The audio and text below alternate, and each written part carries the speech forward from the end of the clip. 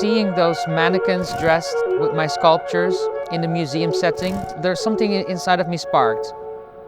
And I didn't know what it was, but I think it really opened up this whole new play field for me to present my work in a different way.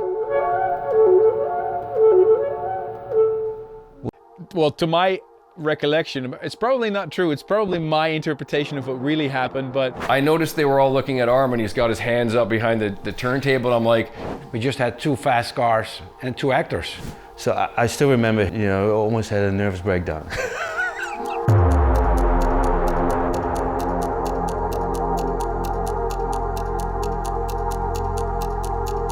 yeah, the clock thing is it's like going back in time. Takes you back to just clocks always add a certain tension to a song. I don't know why.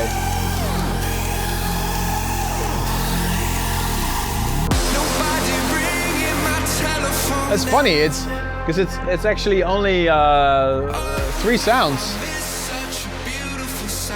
It's like the sub bass, the atmosphere. And then the sawtooth.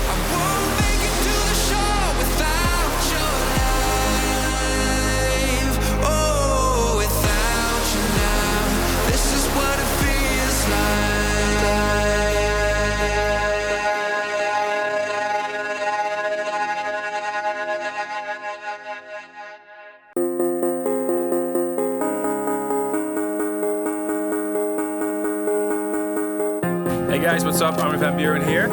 Welcome to a historic moment. This is what it feels like. This is day 1. Nobody here knocking at my door. And it's going to be pretty intense.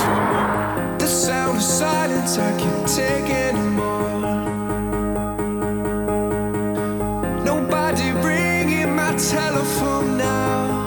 I finished my album Mirage in 2010. I did a tour for that one. I was voted #1 DJ in the world for the 4th time by DJ Magazine. I had an amazing career.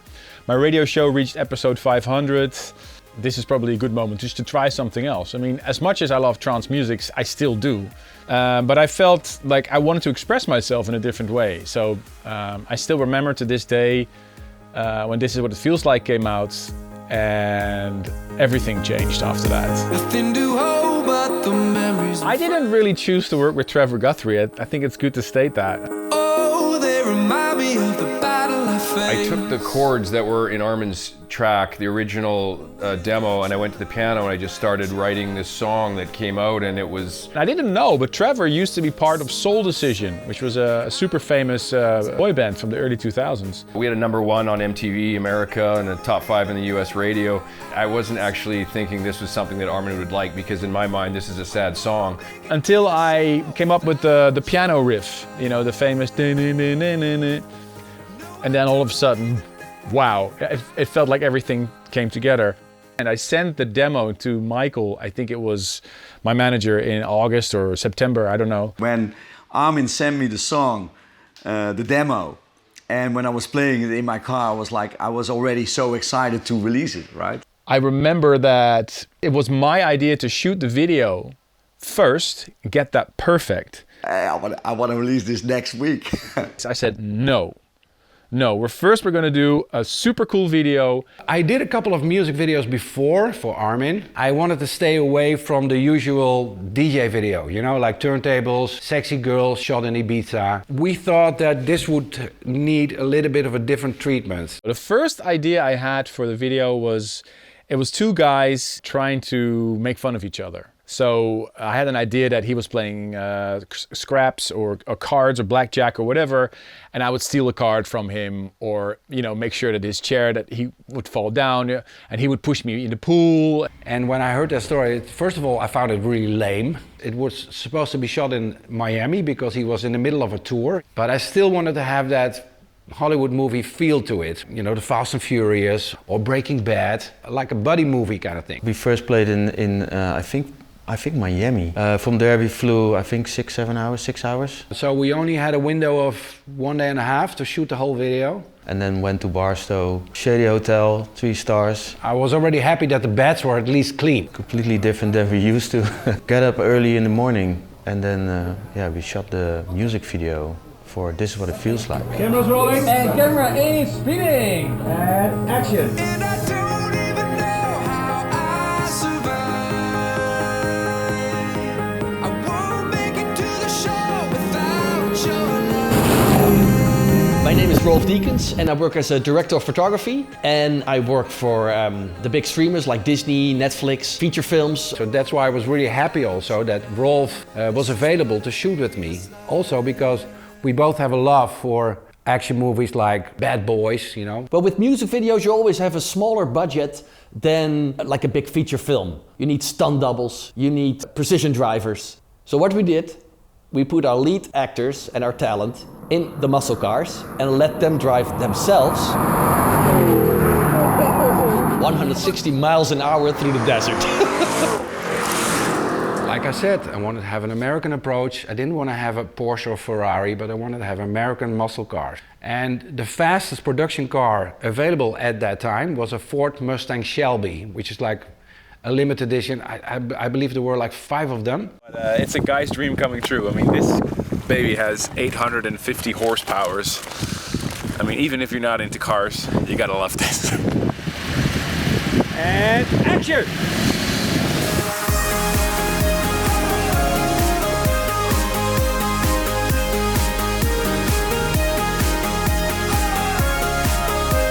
It is really funny to me how I actually didn't meet Trevor before we shot the video. I met Trevor on the day we started shooting. When I showed up on set to shoot the video, I knew really nothing about Armin. You know, it was like, okay, well, we don't really know each other that well, but we got to play buddies, you know. If you look at the video, you see, you know, it looks like we're two buddies. The energy was great between them.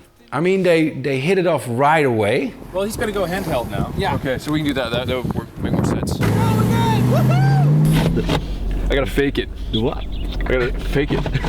And we're speeding. One of my favorite scenes in the music video is the helicopter. Nowadays you would use a drone.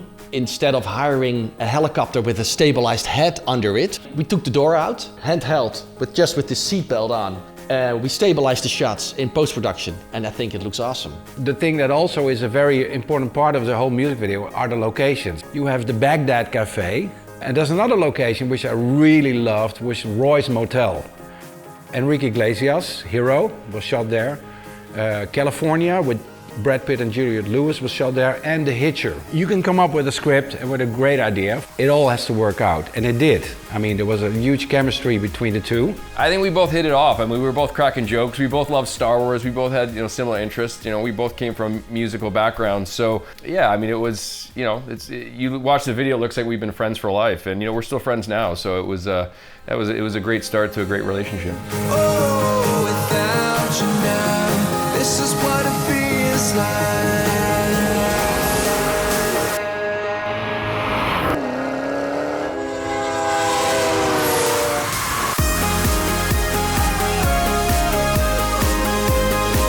I have to be honest with you, it was such a departure at that time from everything I'd done before. Pete Tong from BBC Radio 1 was so excited about the song that he asked to premiere the song on Radio 1.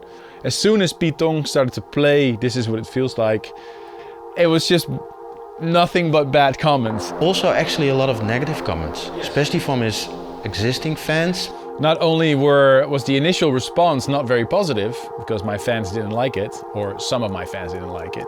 On the contrary of what I thought, it became a global smash. It was my first Grammy nomination.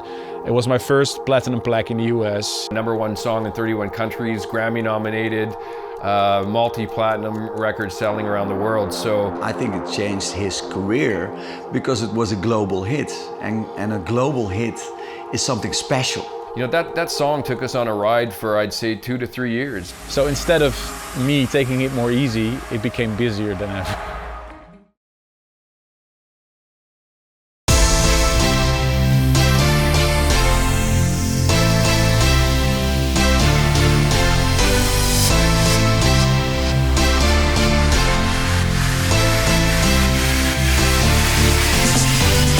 van de snelste simracers van de wereld. Ik heb dit wel eens vaker gedaan, ja.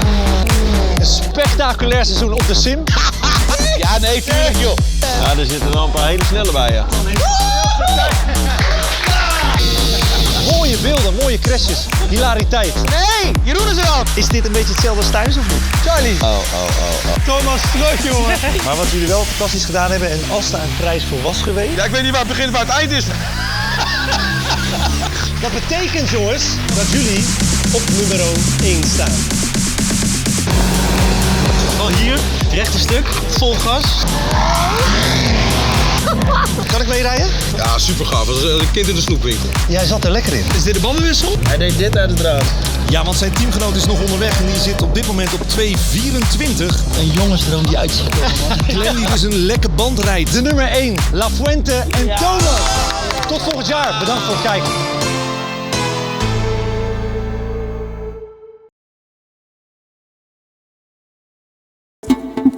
Isabel, if you look at how you started like over 32 years ago.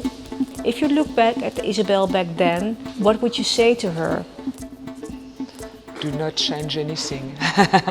No, I mean, I must say I'm super proud of the way I could run the growing up of the company, because when I started I was quite like a young dog, you know. It's like you're full of energy and you don't have any restriction, and you just go into what you're doing with all your passion. Ik zit met Mr. Ajax, hè? Ja. En we hebben de shirts aan, helemaal geregeld. En kijk eens waar we zitten. Daar komen de tegenpartij vandaan. Ja? Oh, dat is mooi. En dan komen we hier bij elkaar. Ja.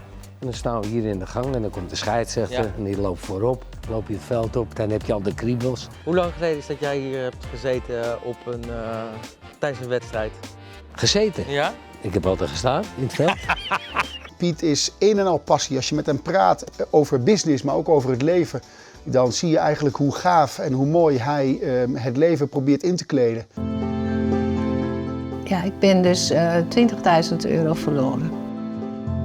Wat ik Legal in General verwijt is A, dat ze zo'n product in de markt brengen.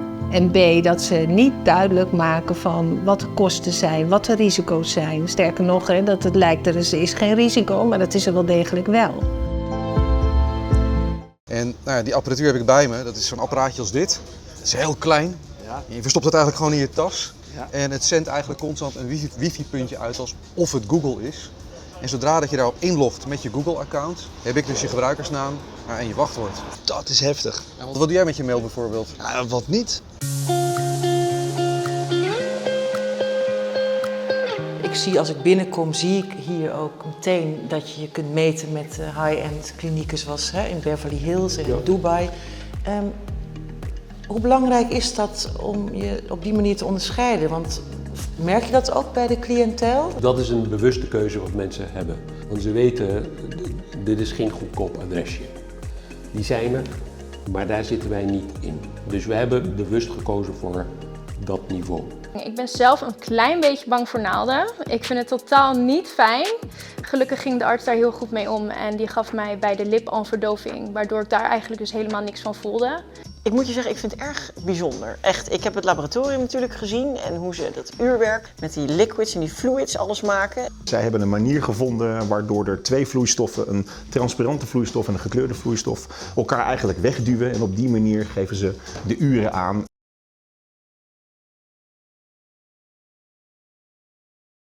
Wist je dat je met splitscreen op je telefoon 2 apps tegelijk open kan hebben? Vanuit de app druk je op de recent-knop. Dan hou je het app-icoon ingedrukt en kies je openen in gesplitste schermweergave. En dan ben je vrij om de tweede app te kiezen. Volg ons voor meer tips en tricks. Gewoon met je telefoon. Simyo.